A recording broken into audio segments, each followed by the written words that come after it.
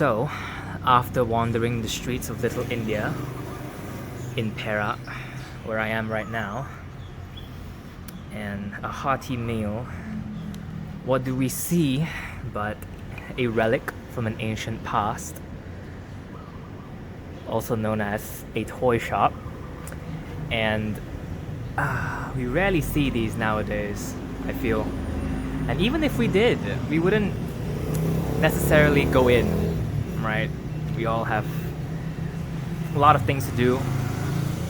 Busy lives, busy work, busy everything. So, it struck a nostalgic chord in me, which is why, let's take a look. Take a look inside. And so, the first thing that greets us is display shelves of various accoutrements, of bubbles. Oh, we used to love these. Remember when we would choose the exact color that we wanted, that it really didn't matter because the bubbles that we blew would be, well, of all colors, I suppose. Yo-yos. Man, I used to love those. I broke mine like 2 hours after we got it. And being in here really takes me back, you know. I remember these. You used to see these in dentist offices all the time, right? It's these like geographic freaks of nature, and those little like the things where you have to slot in from one end to the other. It's really quite a throwback. I used to love just walking into a toy shop, and man, you gotta marvel at how many styles. What is this? Tell me this is. Yep, this is. This is a crossbreed between Minecraft and Squid Game. Hey, whatever sells the best, right? And I used to love just walking into a toy shop and just staring at everything. My dad would never get me anything, but okay. So here's something cool. I always loved swords, like blades, guns, weapons. I still do, but I used to have just an obsession with them back then. And I don't know if this is necessarily like a guy thing, but I think there's a part of me that wanted weapons as a symbol to protect myself, you know? Like, holding a weapon gives you a sense of control, a sense of power when you're holding something, that you can either eliminate whatever it is that's harrowing you, or you protect yourself from what may ail you. And I guess I came to realize that there are some things that physical weapons cannot protect against. And being in here, it takes us back into a more puerile form of thinking. We stop thinking too much about, oh, how much does this sell for? What was it made of? At least I do. And we start looking at things and assessing them based on, oh, what would I do with this? What can I do with this? What's the color? What colors do I like? What do I like? It's like when you're in here, in a toy store, where the things that are sold are specifically for entertainment purposes. Everything else melts away, you know? It's kind of light. It feels kind of light in here. And the air conditioning also helps because it is Malaysia and it is blazing hot no matter where you go. And yeah. Oh man.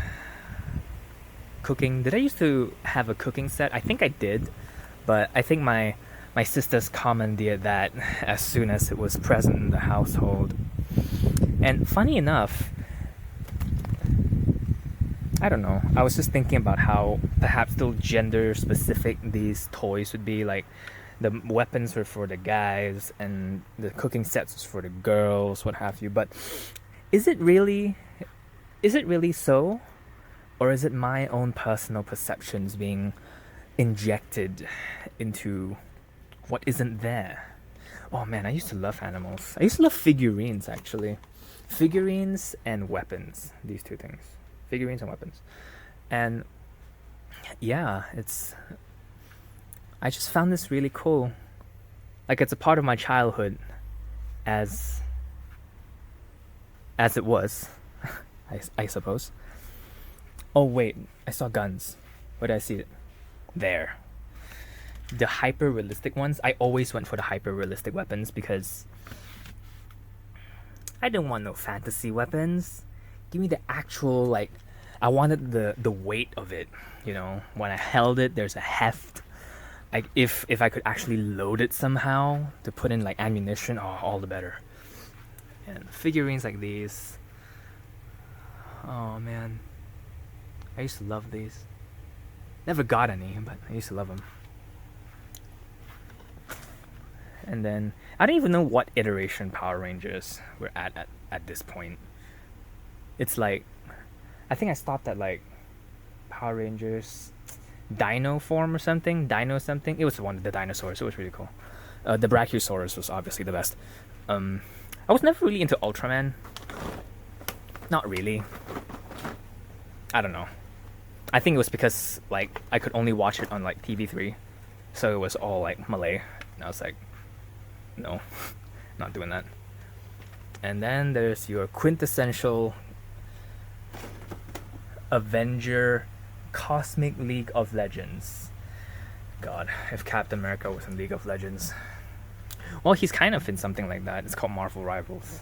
So he's very hard to kill if you're in an uncoordinated team.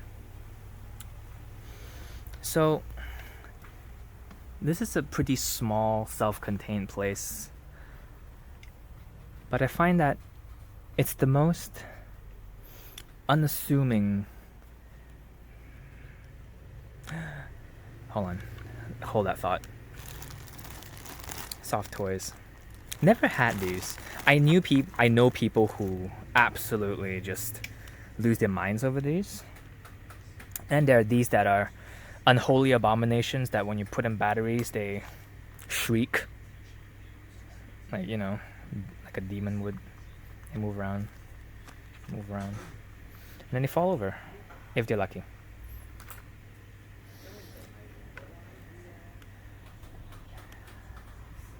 Rubik's Cubes. These are fun. I used to know how to solve them, like in one way, but then I stopped knowing. So this is, well, a small tour, I guess, and also me really pouring out my feelings about the past, what toys mean, what do you feel about it. So, that's what I think about toy shops. Place of memories, certainly. Not really into toys that much anymore. Bit more into therapy nowadays, and Shopee's doorstep delivery, that's way too tantalizing to pass up, so that's what I think about toy shops. It's a nice place, good air conditioning.